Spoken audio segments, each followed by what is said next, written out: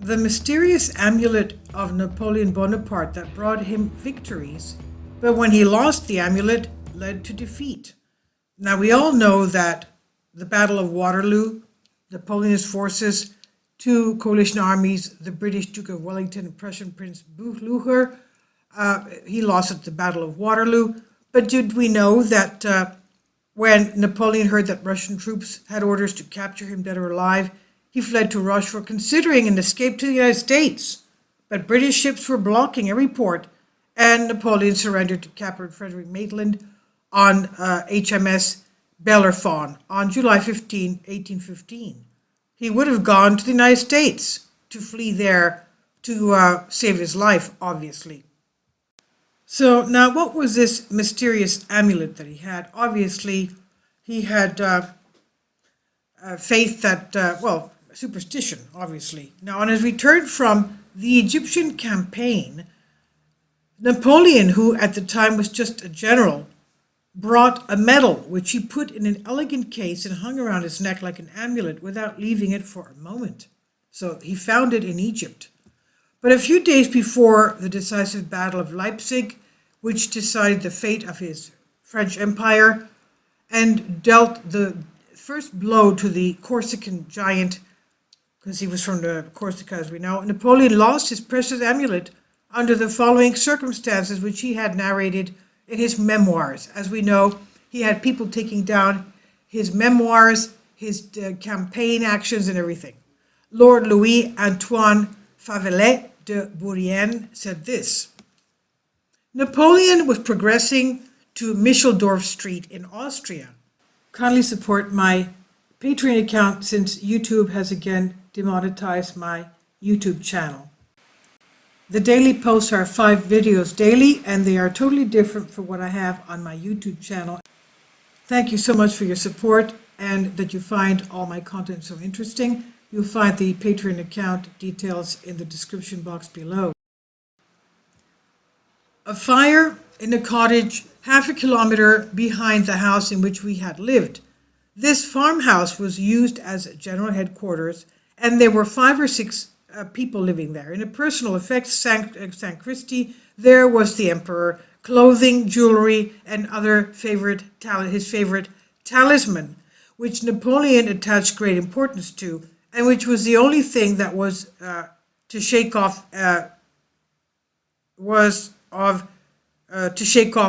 evil energy. Everything lost from the fire, also his ambassador.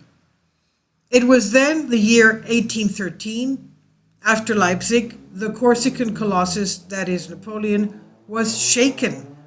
This was followed by the campaign against France, Waterloo, and the exile on the island of St. Helene. Napoleon's amulet, which was now lost, had its own story, which was real and not a product of fantasy. And we remember he got it from Egypt.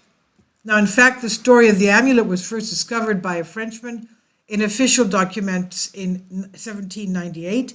It was a story of an associate of the French Emperor Etienne Godfrey Saint-Hilaire, who had accompanied him to Egypt. The narrator said, that day, the chief, accompanied by his staff and many members of the National Institute Committee, went to Megalus, Imam Muhammad, to undertake to guide Bonaparte to the inside of the pyramid. As we know, the emperor, of course, that's when basically Egyptology started, having interest in Europe. Now, the emperor, that is Bonaparte, and his company were found in a portfolio of about 100 foot and wide, 3 widths, stopping slope. The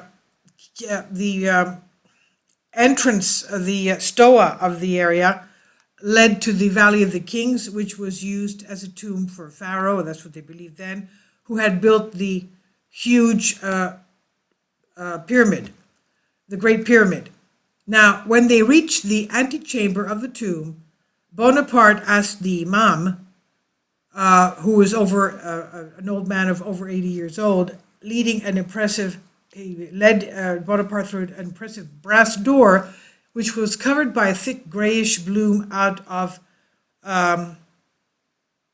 a strange rock. Now, then the Imam answered Bonaparte that they could not go through that point because this door never opened because of the time of the ages. Also, he noted that there was a chamber behind the door in which the remains of the Tano was stored. Pharaoh Sissoster, and whispered it. No human eye has seen his seventh view except Alexander the Great and Caesar. Now Bonaparte looked at him and told him, Imam, I came here to resurrect the kingdom of the pharaohs. Do not be afraid. I will enter only with you and with the interpreter, Bonaparte said. Thus Napoleon, after taking a torch in his hands, made one of those moves that require the immediate obedience of those present.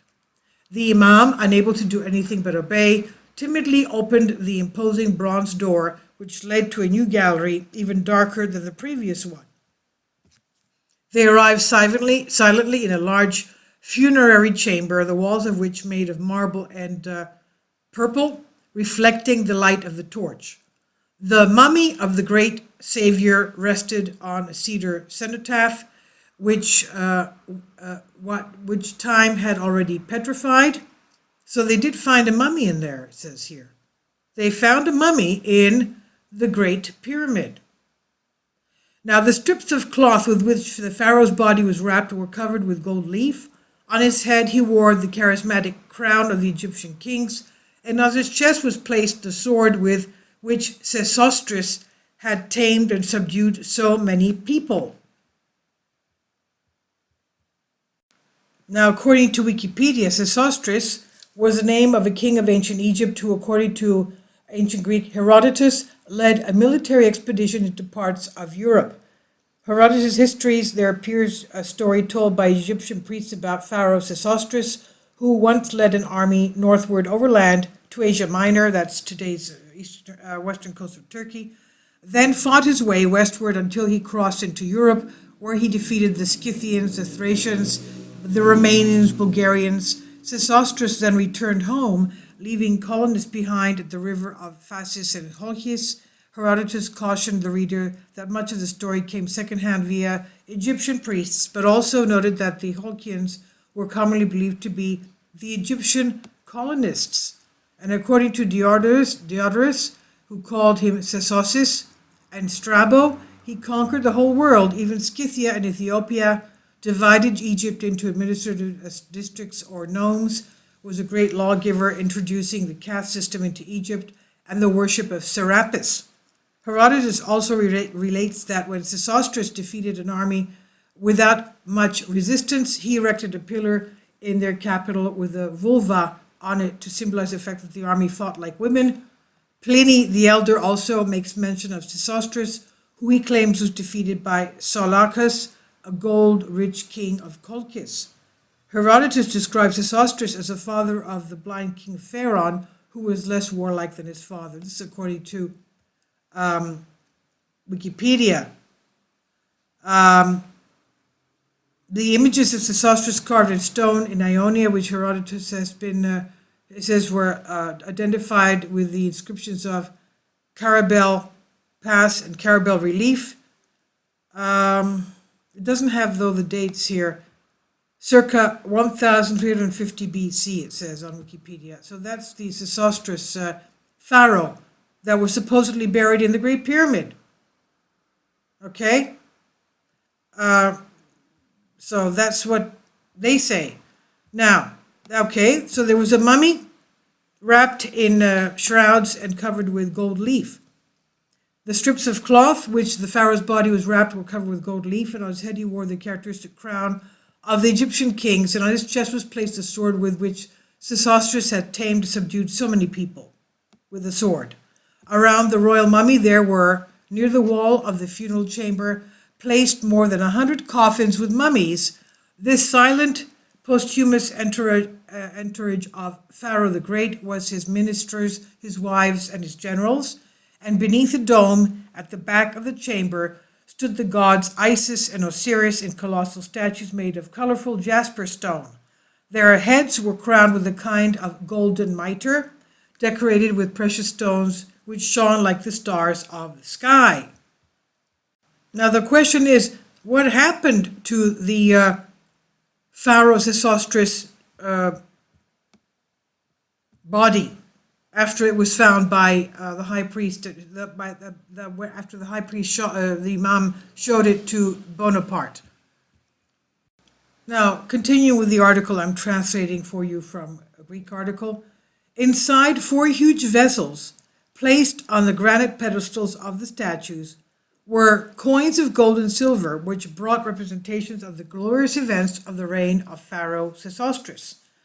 Bonaparte, silent, observed these sacred relics of a shocking glory which had been extinguished 4,000 years ago. Suddenly he was distracted from the journey of his imagination to such a distant past, moved by the Imam, who took a medal with the statue of Pharaoh Sissoster through a container and gave it to Napoleon. He looked him deep in the eye and said, so the Imam, the priest of the Muslims, took a medal with the statue of the Pharaoh through a container and gave it to Napoleon Bonaparte and said, Lord, you are the third warrior in 3,000s of years who visited the tomb. Okay, the first one was Alexander the Great, then was Caesar of Rome, and now he's the third one, Napoleon Bonaparte. He says, you're the third warrior in 3,000s of years who visited this tomb, unknown to the other mortals. Like your previous people, you did not make the sick through the thought to rob this sacred treasure. Be blessed. Please accept, in memory of your visit here, this gold representation of Pharaoh Sissoster. It will be for you an ambassador and guarantee of your success. As long as you will have it with you, victory will follow you faithfully, and everything will be done according to your wishes. Alexander the Great and Caesar received the same gift from my ancestors and heard the same words. And they did not die alone when they lost this symbol of their friendship with their pharaohs. Okay? Indeed, 15 years have passed since the event. All this time, the Imam's promises were fulfilled with the victories of the French emperor and the conquest of the world until 1813, when his precious amulet was finally lost. That day, as Louis-Antoine Favoulay and de Brunier wrote in his memoirs, everything is now lost for the Corsican recruit, that is Napoleon Bonaparte. The mysterious amulet of Napoleon Bonaparte, which had inextricably linked its existence with the incessant successes of the French emperor, was to disappear forever in the sparks of a fire, turning his dreams and ambitions into apocalypse. This news was published in the newspaper Ethnos, meaning the National, on October 16, 1934 in Greece. So this is from the, obviously from the memoirs of the campaigns of Napoleon Bonaparte, written by his generals and secretaries. So he was the third ruler. The first was Alexander the Great. As we know, the Egyptian high priests thought of him as a pharaoh, and they honored him as a pharaoh. The second was the Caesar of Rome. Of course, they took over Egypt. Okay, the last pharaoh of Egypt was Cleopatra. You know, Antony Cleopatra and all that. And the third one was Napoleon Bonaparte, who lost the similar amulet in a very accidental fire. Now, who knows where that thing is? And also, where is the mummy of Pharaoh Sissoster? Amazing. Please leave your comments, and thank you for your support.